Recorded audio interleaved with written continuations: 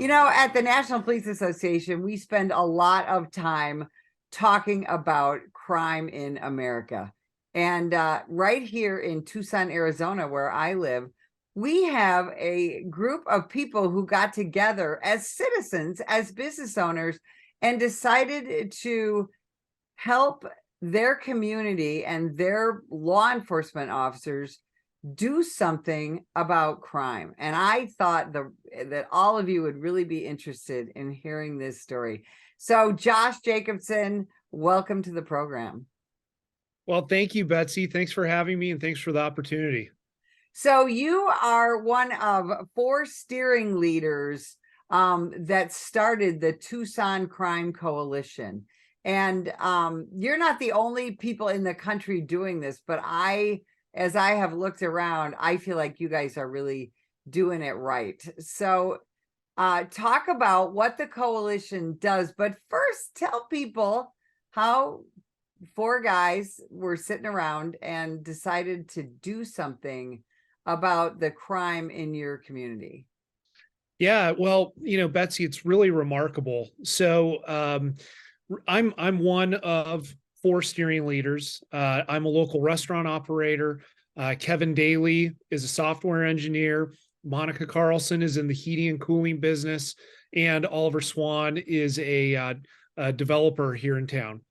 And really, 7 months ago, we were complete strangers. All of us were having conversations with county administration.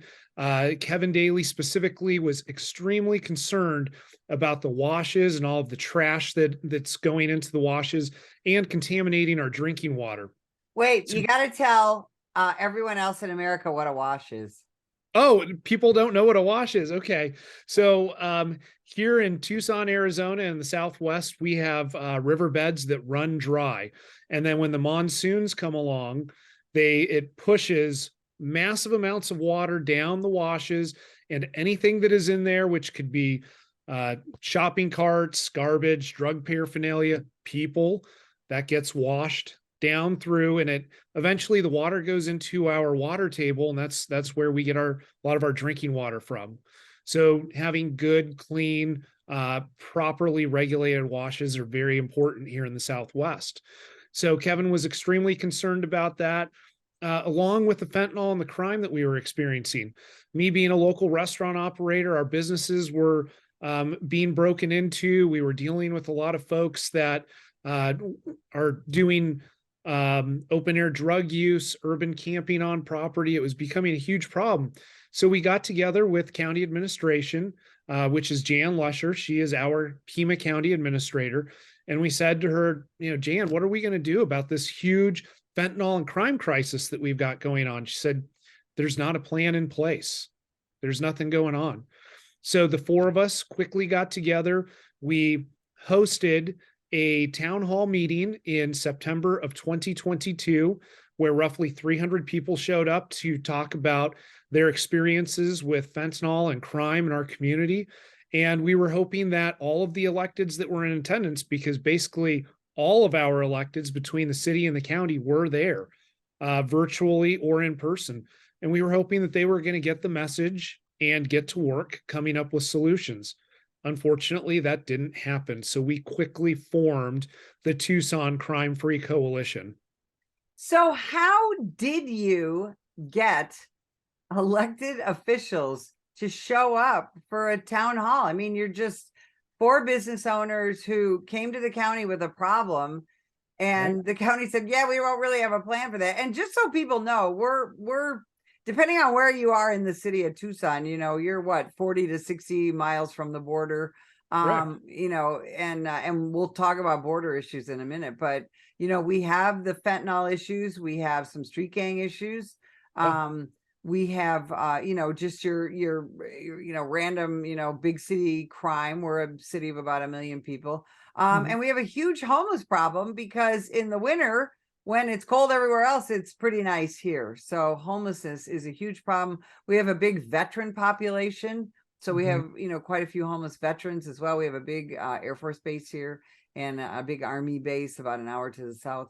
So Tucson has all the big city problems that any other, large urban area has. So again, I have to ask, how did you get all those elected officials and administrators to show up for a town hall? A lot of them we just called and invited, honestly. And we told them what it was going to be. We tried to prepare them for having a forum where people were going to have a couple of minutes and speak. And really what it turned into is a session where a lot of folks vented their frustrations. And frankly, that hurt a lot of the electeds' feelings. You know, there was a lot of very tough talk there. There was a lot of very upset people. But at the end of the day, what we walked away from was seeing that there was such a need there. And so since September, when we officially formed, we have grown our coalition to over 3,500 people. We are nonpartisan. We are a grassroots organization. We have no budget. So the four of us run this coalition as volunteers. We do it just with our time and energy and being frankly relentless, just pushing and pushing and pushing to try to find solutions in regards to fentanyl and crime in our community. And one of the things that I'll just mention is, Betsy, we give a lot of presentations in the community to build awareness as to what's going on. We had to learn about a very, very complex issue in a short period of time. And so our approach has been extremely holistic and hands-on. So we actually go out onto the street, we go into encampments. We know we've had to learn a lot about fentanyl. And you mentioned that we were going to talk about the border in a minute, but you know, Pima County is ground zero for fentanyl in the state of Arizona. We lead the state in fatal and non-fatal opioid overdoses. It is the #1 killer of youth in our community. Last year, half of all the fentanyl in the country, 50%, was seized in Arizona. 6 out of 10 pills on the street now have a lethal dose for a first-time user. This is a huge problem for our community. Did any of the elected officials offer solutions initially?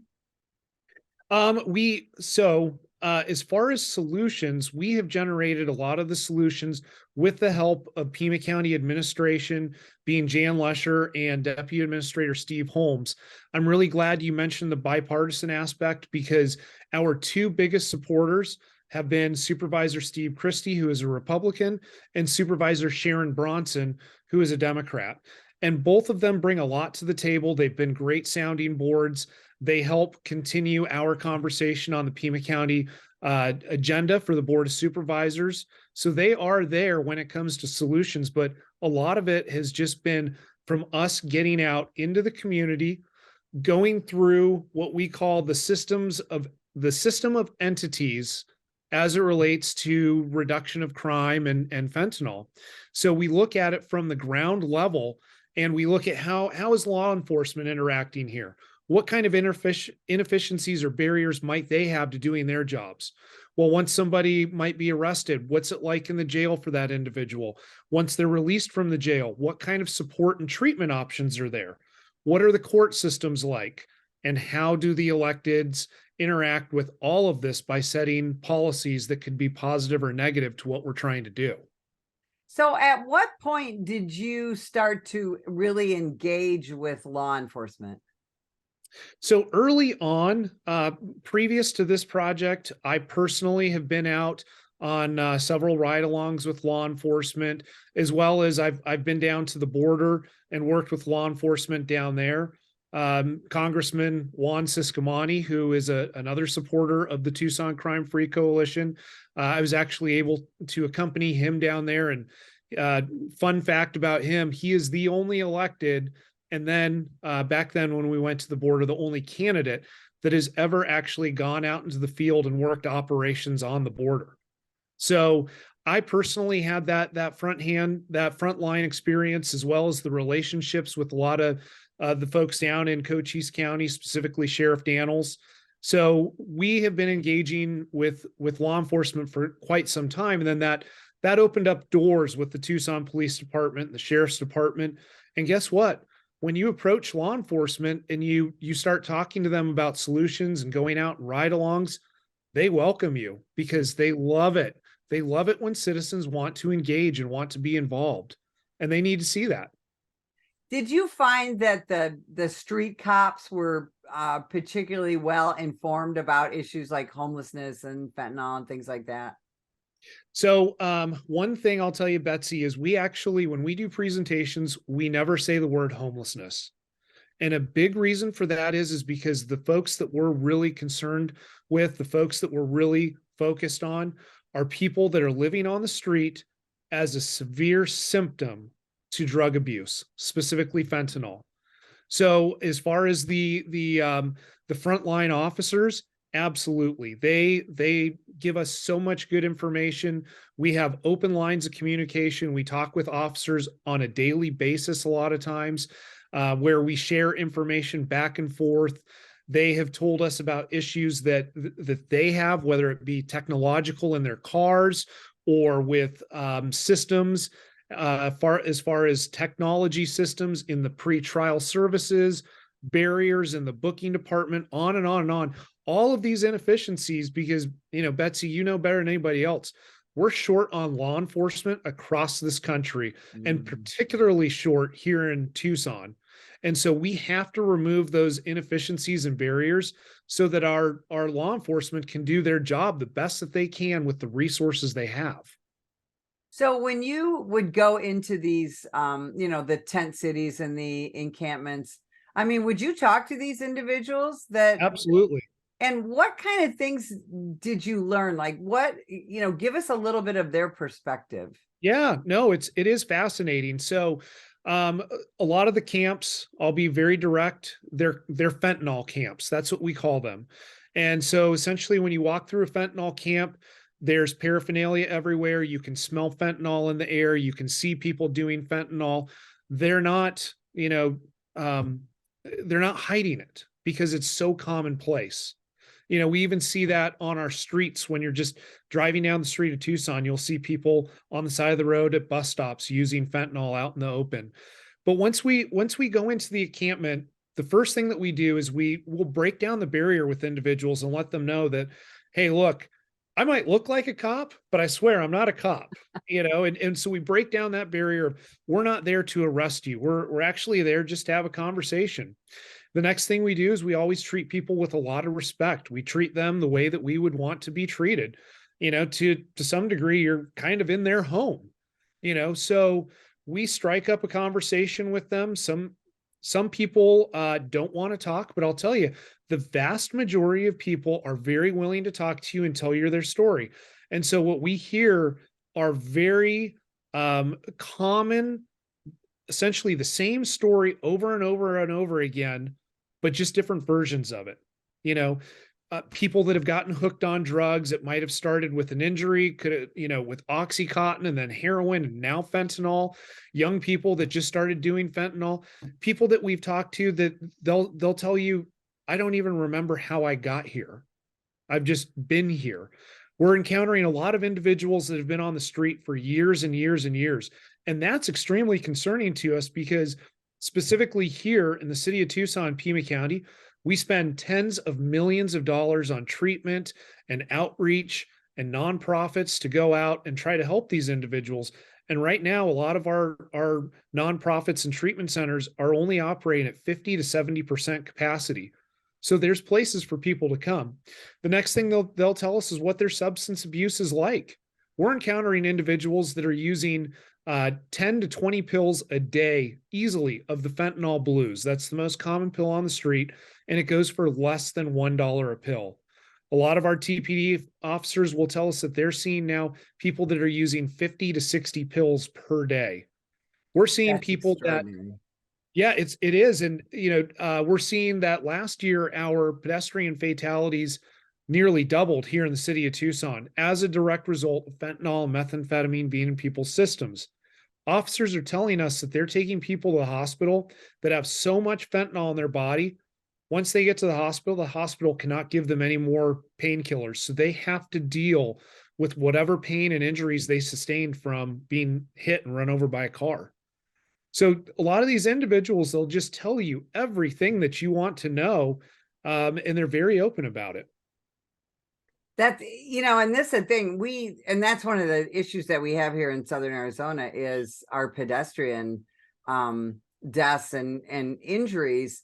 Yeah. And I think that's something that people don't understand, that really is a big result of the fentanyl problem. And fentanyl is, it comes through here, Pima County, Arizona, but then it goes everywhere. There's that saying that every state is a border state now.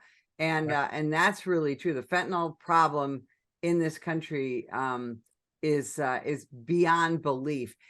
Do you when you talk to treatment people and people like Gospel Rescue Mission, we have a completely they don't take any government money shelter here in Pima County, Arizona, in Tucson, and they work really hard, but they're really strict, right? You can't keep doing fentanyl and stay in their facility and get the assistance that you need, right?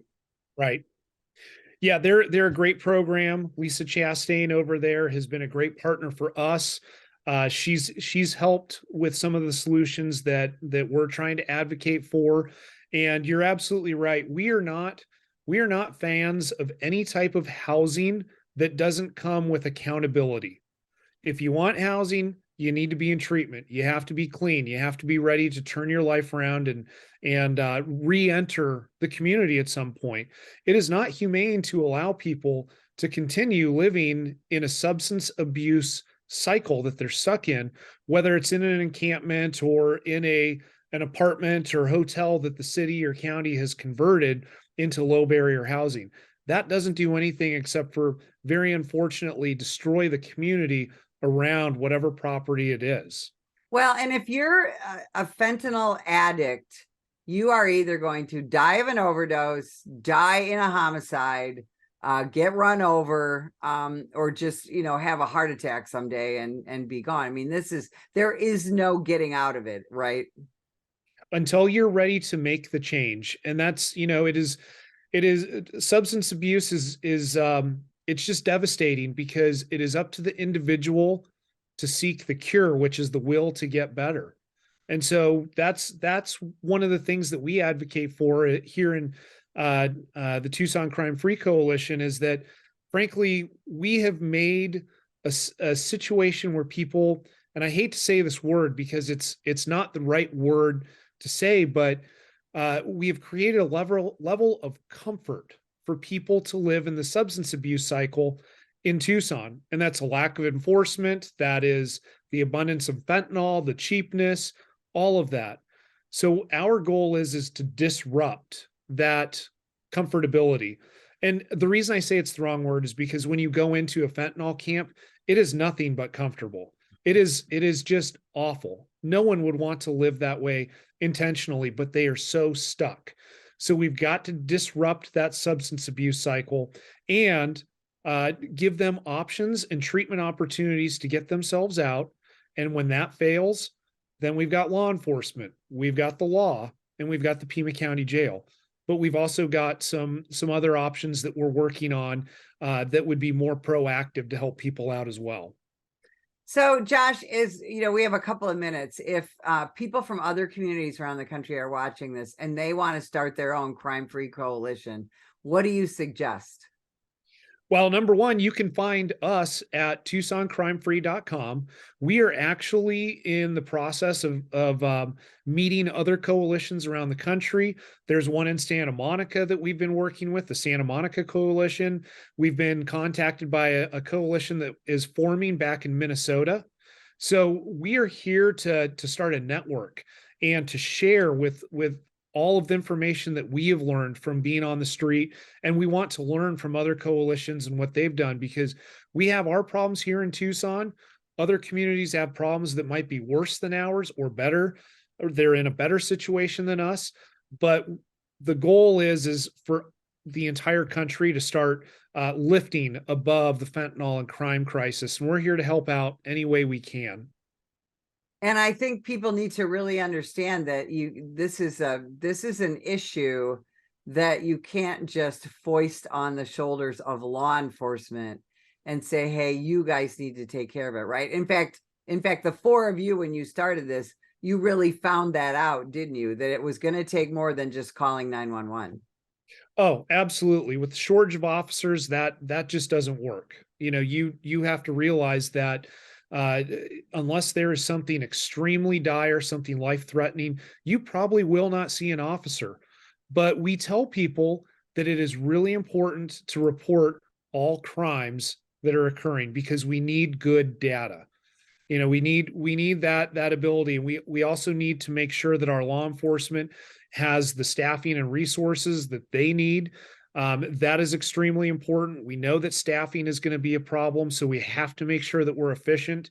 And then when it comes to the support side, one of the things that I want to mention is that when people are coming out of the jail or pretrial services, that is the most important time for us to be ready to offer support and treatment, because that is when people are most receptive to it. And so law enforcement can help in that, but that's where the nonprofits, the electeds, and the court systems come into play as well. Well, Josh, you have given us so much to think about. I'm so very grateful. Give us your social media sites.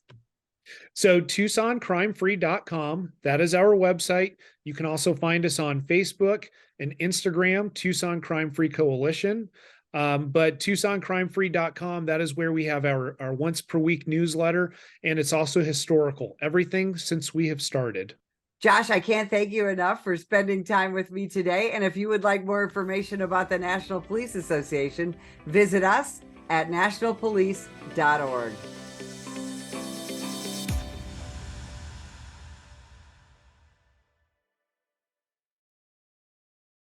Sam, put the gun down! Put the gun down! Last year, law enforcement officers were involved in hundreds of thousands of use of force incidents. A use of force incident is when an officer must use nonverbal tactics to gain control of a dangerous situation. Put the knife on the ground. In many cases, officers have no choice but to use force when a suspect doesn't comply with a lawful order. Use of force is always ugly. No one likes it, especially police officers. Together, we can help de-escalate these dangerous encounters. Help police officers by complying with their lawful orders. Don't attack, attempt to disarm, or flee from an officer. Use of force is an officer's last option. Most incidents can be avoided by not resisting arrest. If you feel you've been wrongfully detained by a police officer, then seek a legal solution after the encounter has been resolved. Let's keep everyone safe. Comply now and complain later.